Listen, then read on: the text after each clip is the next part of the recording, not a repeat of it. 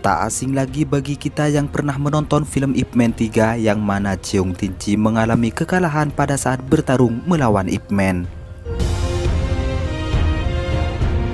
Dengan kekalahan itulah Tinci kemudian meninggalkan dunia bela diri Wing Chun sekaligus pergi dari kota Fosan bersama putranya.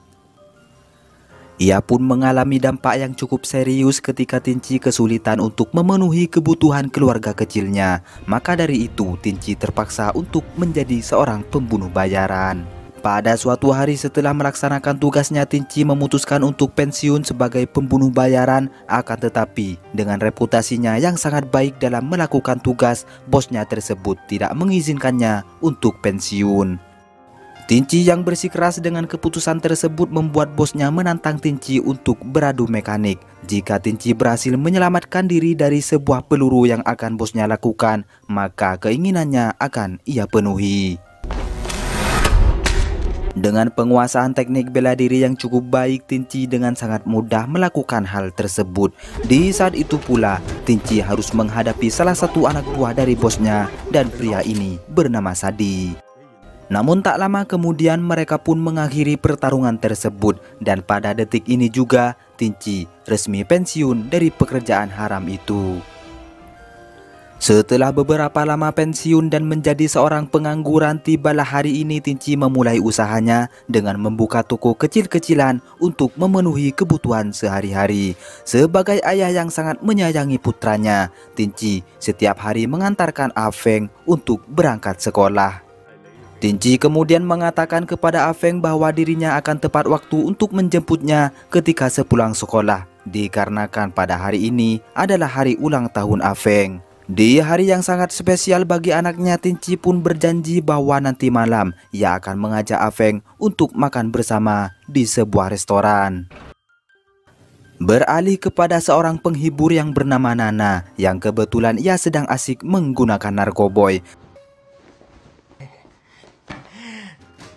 Sebagai pengguna narkoboy, Nana terjerat hutang yang cukup besar kepada bandar narkoba yang bernama So Saikid.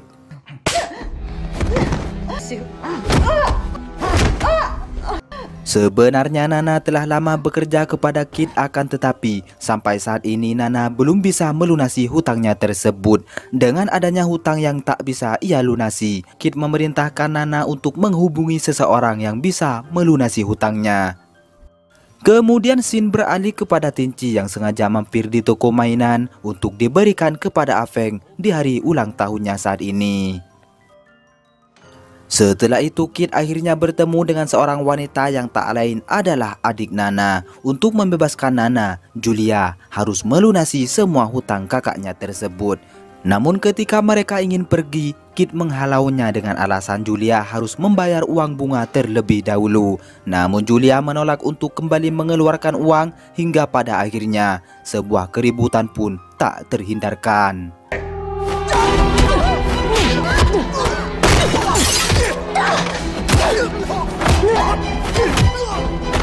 Di waktu yang bersamaan Tinci melewati daerah tersebut sehingga ia pun terlibat dalam pertarungan setelah Kid dengan sengaja menendang kado ulang tahun milik Afeng.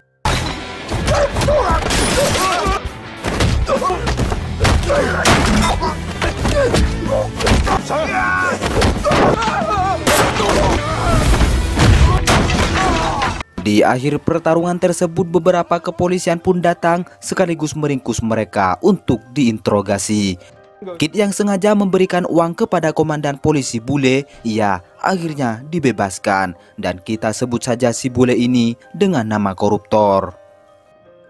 Tak berselang lama Julia dan Nana akhirnya dibebaskan, begitupun dengan Tinci yang bisa pergi dari tempat tersebut setelah beberapa jam ia diinterogasi.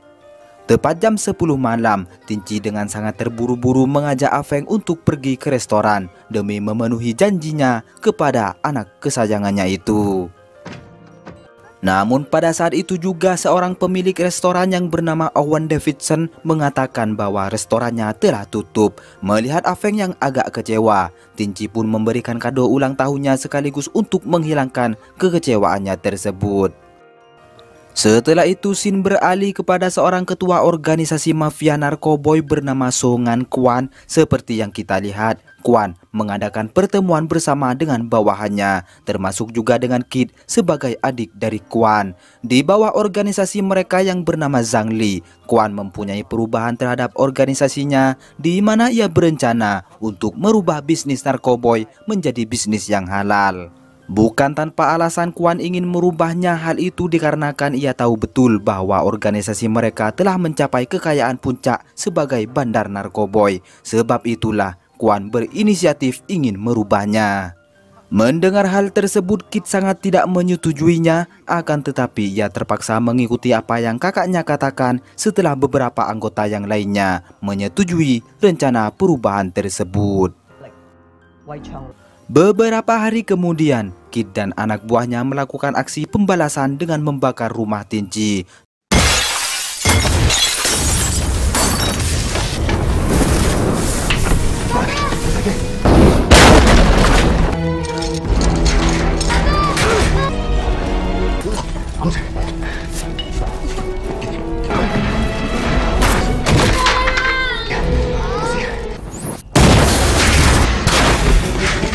Melihat Kid dan anak buahnya masih berada di sana, Tinci memutuskan untuk kabur demi menyelamatkan Afeng. Dalam pelariannya itu, Tinci tanpa sengaja bertemu dengan Julia. Ia pun memanfaatkan situasi tersebut dengan menitipkan Afeng yang mengalami luka bakar cukup serius.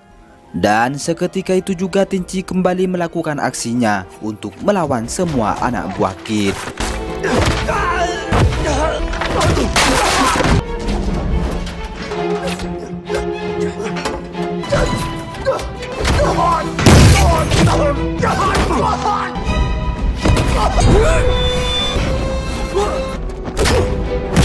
Beberapa saat setelah berhasil mengalahkan semua anak buah Kid, Tinci kembali menerima tantangan baru di mana Sadi datang untuk menghajarnya. Entah apa tujuan Sadi melakukan hal tersebut, dan yang pasti jual beli serangan di antara mereka tak dapat dihindarkan.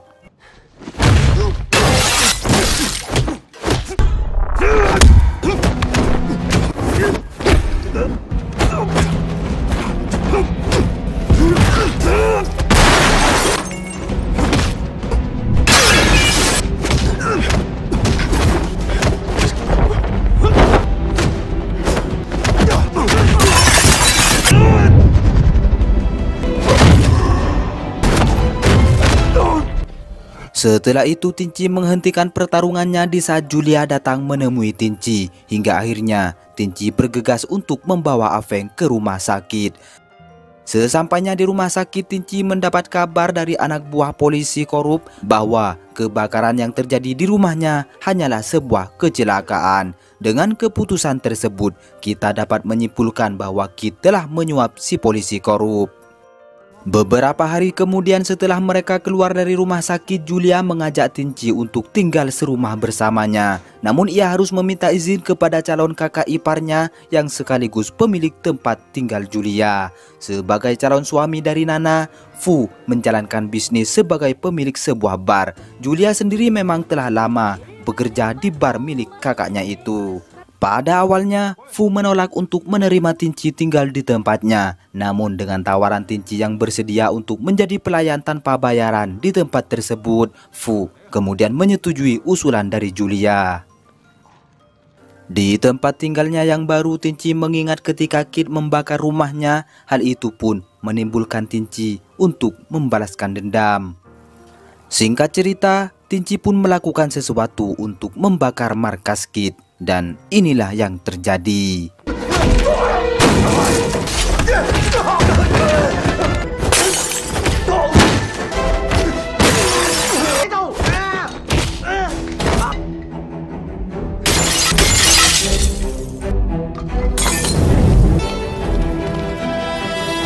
Melihat tempatnya seperti ini, Kid merasa sangat marah kepada Tinci. Pada saat itu juga, Kwan datang dan melarang adiknya itu untuk melakukan balas dendam kepada Tinci. Tak hanya itu, ia pun memerintahkan Kid agar berhenti membuat onar kepada siapapun demi nama besar organisasi mereka. Esok harinya Kuan mendatangi bar milik Fu dengan tujuan hanya untuk bertemu dengan Tinci. Tinci sebagai seorang pelayan meminta Kuan agar meminum segelas alkohol yang telah ia pesan. Namun Kuan menolak dengan cara mengeluarkan sedikit jurus kungfunya.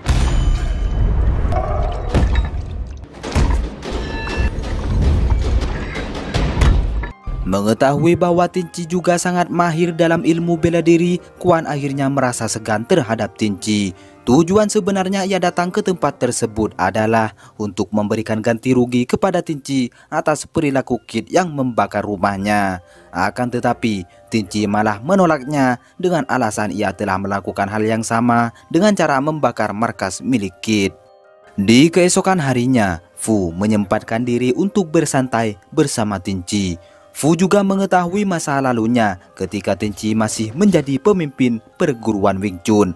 Tak hanya itu, Fu juga mengetahui bahwa Tinci mengalami kekalahan terhadap Ip Man. Alih-alih untuk mengetes seberapa hebat bela diri Wing Chun milik teman barunya itu, Fu kemudian menantang Tinci untuk bertarung.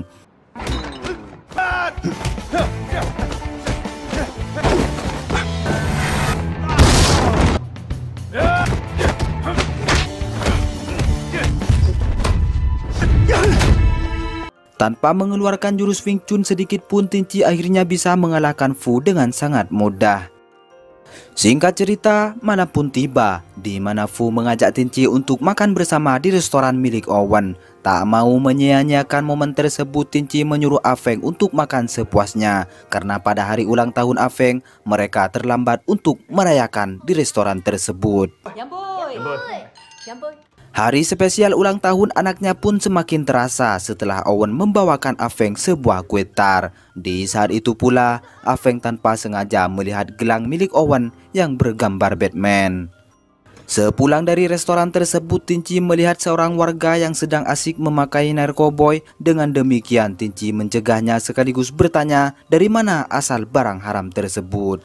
Usut punya usut, Kid dan anak buahnya lah yang mengedar narkoboy tersebut. Tak mau semakin tersebar luas kepada warga di sana, Kid yang saat itu bersama Julia kemudian bertindak untuk mencegah penyebaran barang haram itu. Sampai detik ini warga yang kecanduan narkoboy semakin merajalela dan baru kita ketahui bahwa Owen adalah seorang bandar yang selama ini tidak seorang pun mengetahuinya. Secara pasti Owen menutupi bisnis haram tersebut dengan mengembangkan usaha restoran miliknya. Beralih kepada Kid yang mendatangi Owen dengan maksud ingin bergabung bersamanya, namun Owen hanya menerima satu orang pemberani untuk menjalankan bisnis tersebut. Dengan perkataan itu, Kid dengan sigap menodongkan pistol kepada seorang anak buah Owen, di mana orang yang ingin ia bunuh juga masih sahabatnya sendiri. Owen yang melihat kejadian itu, ia tampak gembira dengan hadirnya Kid sebagai anak buah barunya. Di lain tempat, Tinci mendatangi Kuan hanya untuk memberitahukan bahwa adiknya telah terlibat dalam bisnis narkoba. Kuan pun berjanji akan mengatasi masalah tersebut sesegera mungkin dan ia juga membutuhkan waktu untuk menyelesaikannya.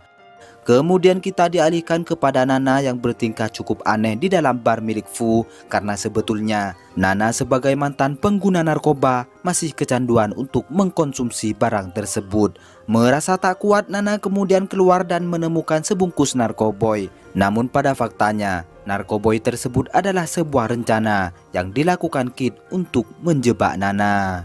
Tak banyak berpikir panjang, Kid yang masih menyimpan kemarahan kepada Nana, ia pun mencekokinya menggunakan narkoba yang telah ia persiapkan. Di sisi berbeda, Julia mencari keberadaan Nana dan tanpa sengaja ia melihat Kid tergesa-gesa untuk pergi. Merasa curiga, Julia pun akhirnya memeriksa halaman belakang dan secara mengejutkan, Nana mengalami overdosis dikarenakan terlalu banyak narkoboy yang telah masuk ke tenggorokannya itu. Dengan tragedi tersebut, Nana akhirnya tewas seketika. Tak terima dengan kematian calon istrinya tersebut, Fu yang ditemani Tinci kemudian bertindak untuk menuntut balas dengan mendatangi rumah Kuan. Alhasil, sebuah baku hantam pun terjadi.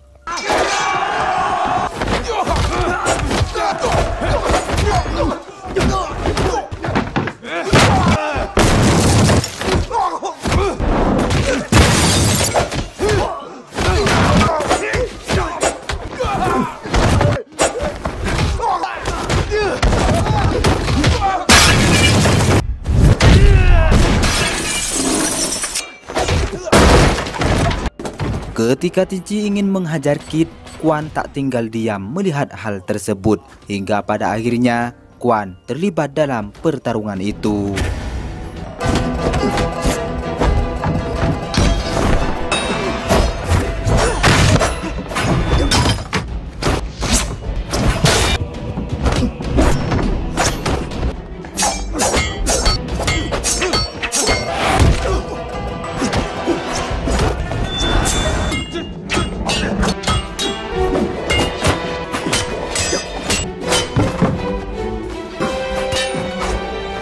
Di akhir adegan yang sangat seru ini, Quan pun memotong tangan kiri adiknya dengan tujuan ingin menebus kesalahan yang dilakukan oleh Kit.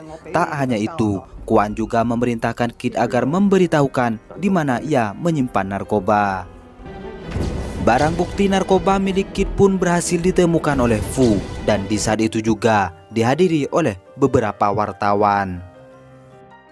Tak ingin bisnisnya juga diketahui, Owen kemudian merencanakan sesuatu untuk menangkap Fu yang sebelumnya telah berhasil mendapatkan barang bukti dari Kit. Owen pun bekerja sama dengan polisi korup, dan dengan jebakan dari mereka bahwa Fu telah menyimpan narkoba, ia pun dibawa oleh pihak kepolisian.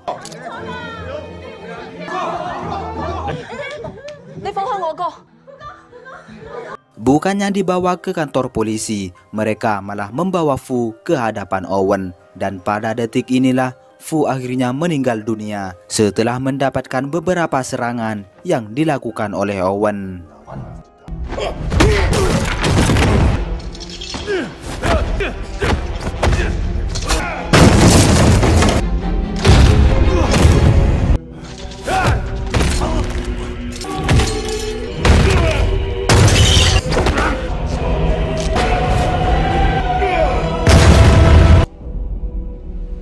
Kemudian pihak kepolisian pun menutupi kasus kematian Fu dengan membuat laporan bahwa Fu telah terjatuh dari atas tebing. Akan tetapi, ketika Tinci menemukan sebuah gelang Batman yang berada di tangan Fu, ia pun meyakini bahwa Fu meninggal karena telah dibunuh.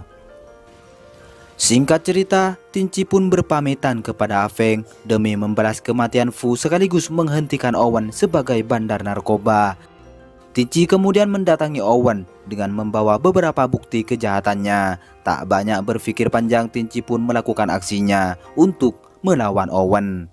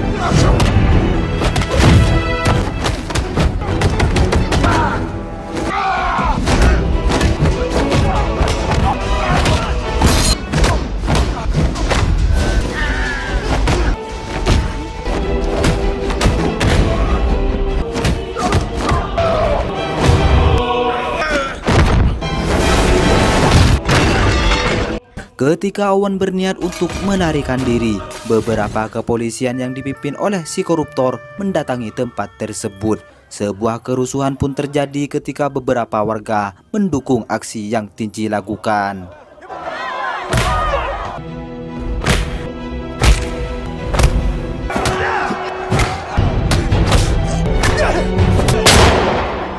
Tak berselang lama, sebuah barang bukti narkoba ditemukan oleh warga sehingga si koruptor pun ditangkap dan dijebloskan ke penjara oleh anak buahnya sendiri.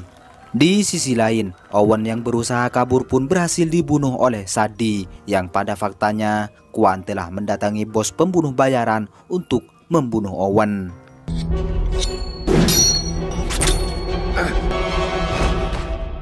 Sesuai dengan janji ayahnya, Tinci pun pulang dengan selamat untuk bertemu kembali dengan Afeng, dan disinilah juga film pun berakhir.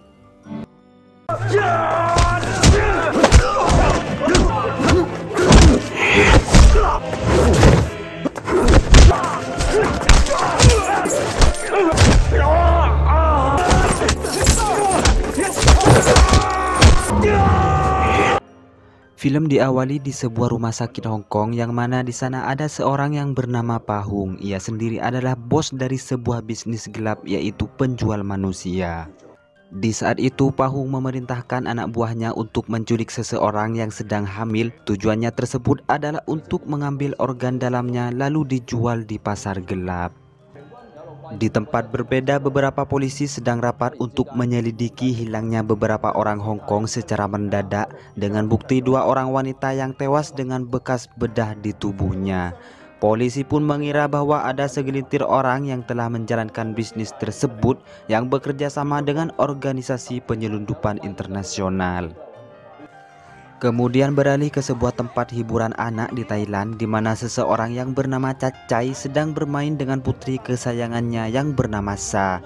Di sana pun mereka terlihat gembira, namun pada akhirnya Sa mengeluarkan darah melalui hidungnya. Hal itu membuat Chai bergegas membawanya ke rumah sakit dan disitulah ternyata Sa sendiri mengidap penyakit leukemia. Dengan penyakit tersebut, Sa membutuhkan pendonor sumsum tulang belakang yang mana hal tersebut adalah jalan satu-satunya agar ia tetap hidup. Terlihat Chai bertanya kepada dokter yang menanganinya apakah sudah menemukan pendonor yang cocok untuk putrinya tersebut.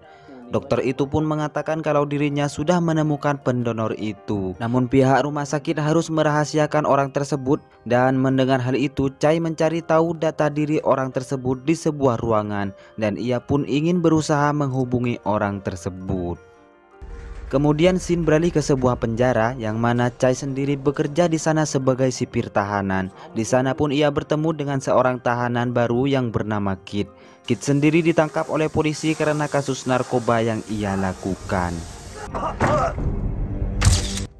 Terlihat Kit mengelak atas perbuatannya tersebut dan berusaha keluar dari penjara itu. Dengan bela diri yang Chai miliki, pertarungan pun terjadi.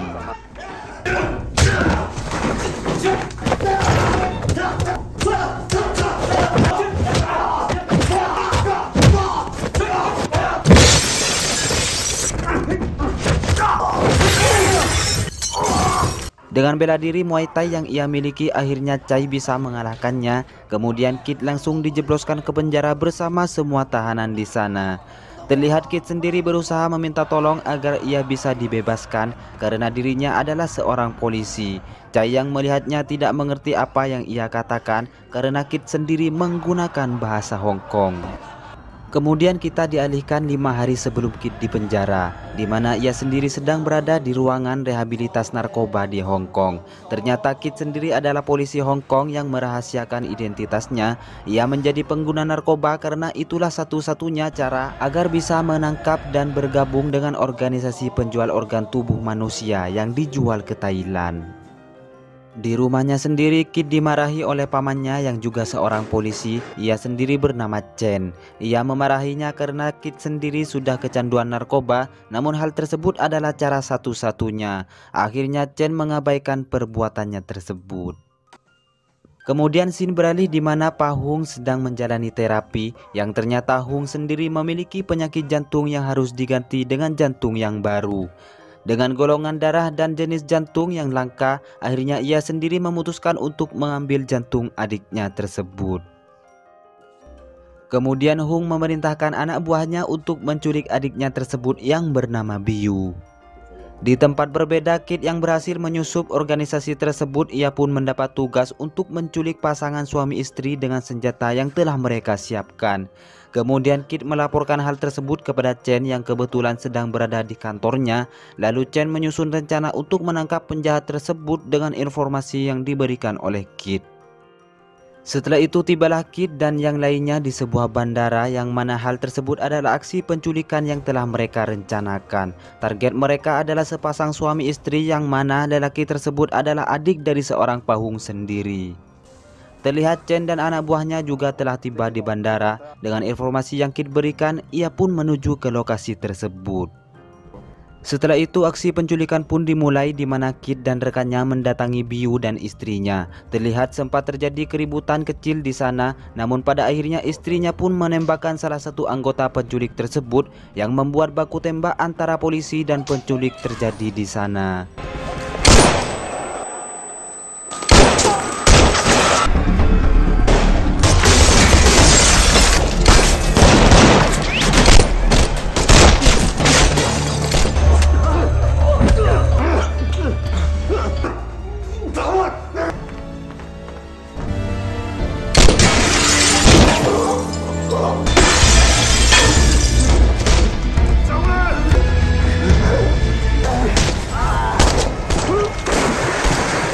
Setelah kejadian tersebut, Biu yang terkena tembakan harus mendapatkan perawatan di rumah sakit. Di sana pun Chen mendapatkan telepon dari anak buah Hung bahwa Kit sekaligus keponakannya telah terungkap identitasnya sebagai polisi.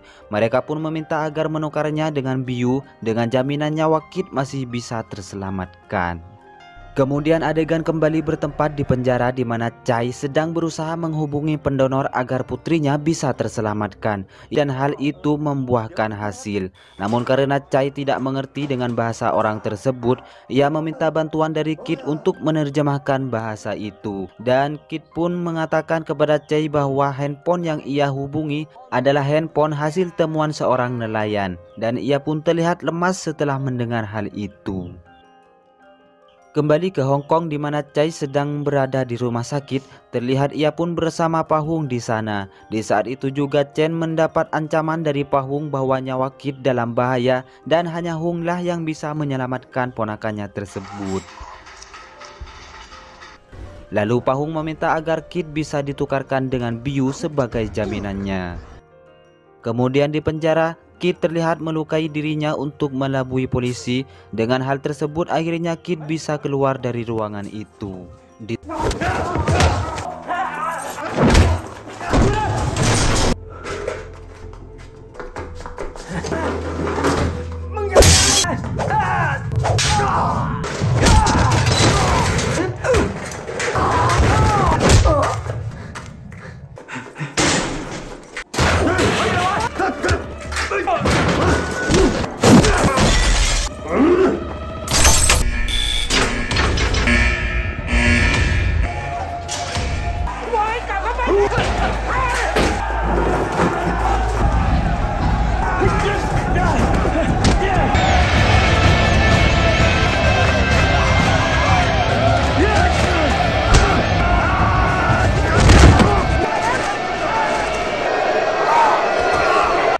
Kemudian kepala penjara di sana yang bernama Kuo Zet Chun, yang kita sebut saja Master Chun, memerintahkan anak buahnya untuk menyembunyikan kembali tahanan gelap mereka.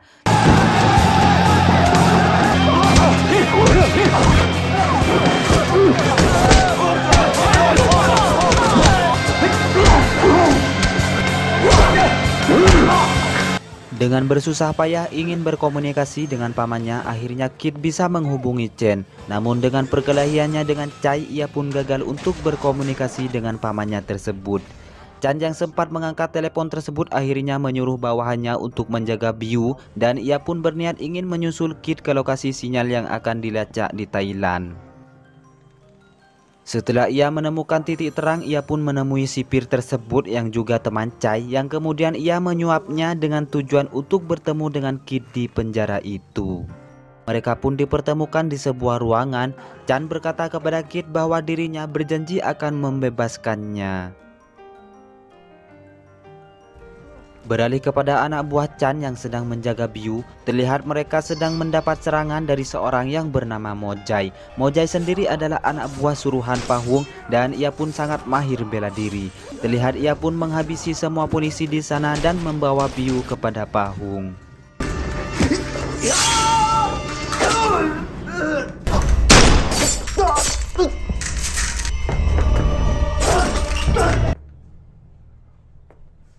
Dengan keadaan yang sekarat, salah satu polisi di sana memberitahukan kepada Chen bahwa Biu diculik oleh anak buah Pahung. Kemudian setelah Chen ingin pergi dari penjara tersebut, tiba-tiba Master Chun berada di sana sehingga ia pun mengetahui apa yang mereka berempat lakukan. Kemudian Master Chun menghukum Chen dengan seperti apa yang telah kita lihat saat ini. Karena Chai dan rekannya telah mengkhianati Master Chun, kemudian ia menyuruh mereka berdua untuk menyiksa Chen dengan imbalan seorang gadis kecil tetap akan hidup dan tidak akan dijual kepada orang lain. Karena gadis tersebut juga salah satu pendonor yang cocok untuk putrinya. Mendengar hal tersebut, rekan Chai bergegas melakukannya karena ia sendiri sudah menganggap Sa sebagai anaknya sendiri. Setelah kejadian tersebut, tiba-tiba Pahung sudah berada di sana dan ia pun juga melihat kondisi Chen yang sangat memprihatinkan. Pahung yang menginginkan agar mereka berdua tidak mati sia-sia, ia pun menyuruh Master Chun untuk mengambil organ dalam mereka di sebuah tempat dan memberikannya kepada Master Chun secara gratis.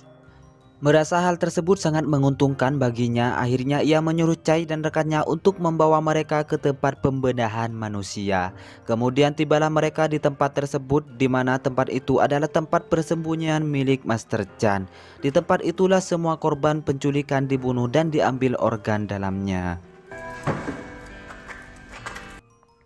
Setelah itu, terlihat Chen yang berusaha ingin keluar dari tempat tersebut berhasil ia lakukan, dan pertarungan pun terjadi di antara mereka dan penjaga tempat itu.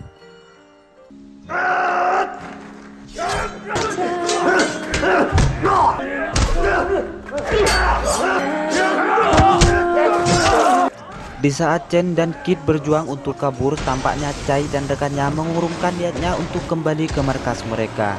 Ia pun lebih memilih untuk menolong mereka berdua. Kemudian Kid dan Chen dan rekannya Chai berhasil kabur dari tempat itu, namun tidak dengan Chai karena setelah pertarungan tersebut dirinya tak sadarkan diri.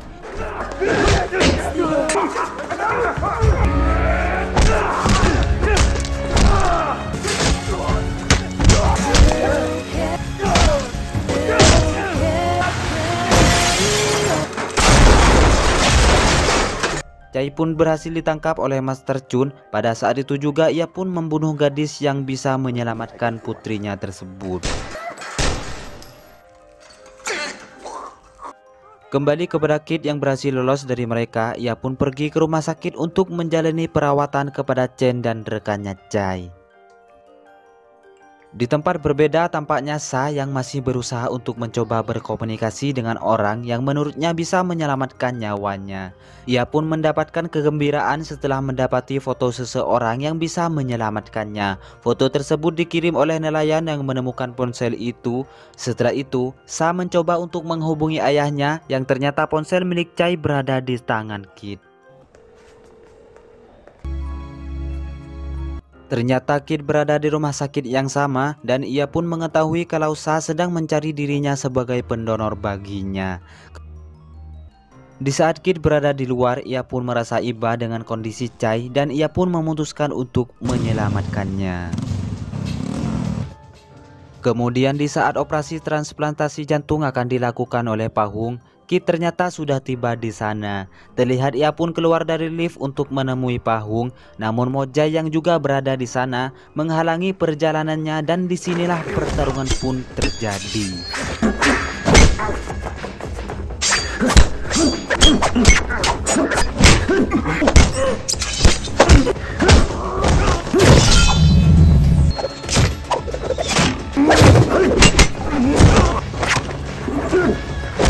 Dengan kehebatan bela diri yang Kid miliki, akhirnya ia berhasil membunuh Mojai. Setelah itu ia memasuki ruangan di mana Pahung juga berada di sana. Di tempat lain, Master Chun yang ingin pergi meninggalkan Chai, ia pun mendapati telepon dari Pahung yang sudah disendera oleh Kid. Pahung pun menyuruhnya agar membawa Chai ke tempat itu sebagai jaminan keselamatan nyawanya. Tak berselang lama, Master Chun sudah tiba di tempat tersebut bersama Chai. Dengan trik yang Kid rencanakan, ia pun memadamkan lampu di ruangan tersebut dan melancarkan aksinya untuk melumpuhkan satu persatu anak buah dari Master Chun.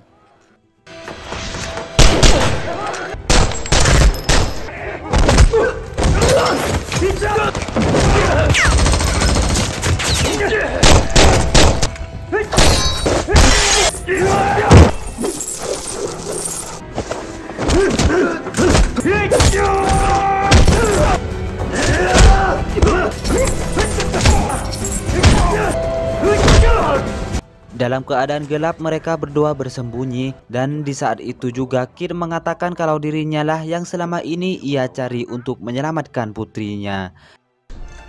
Kemudian setelah lampu di ruangan tersebut berhasil dihidupkan, Kid dan Chai kembali bertarung untuk mengalahkan anak buah Master Chun.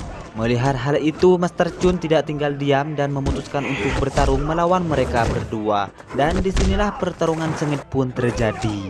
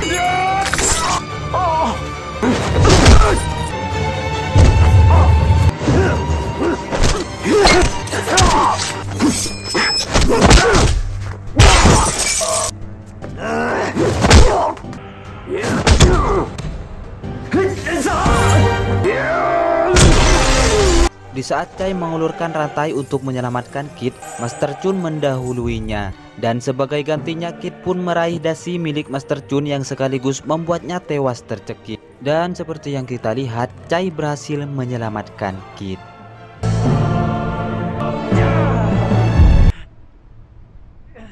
Sementara itu, Paung sendiri terbaring lemas dan tewas di sana akibat serangan jantung yang ia rasakan. Dan film pun tamat.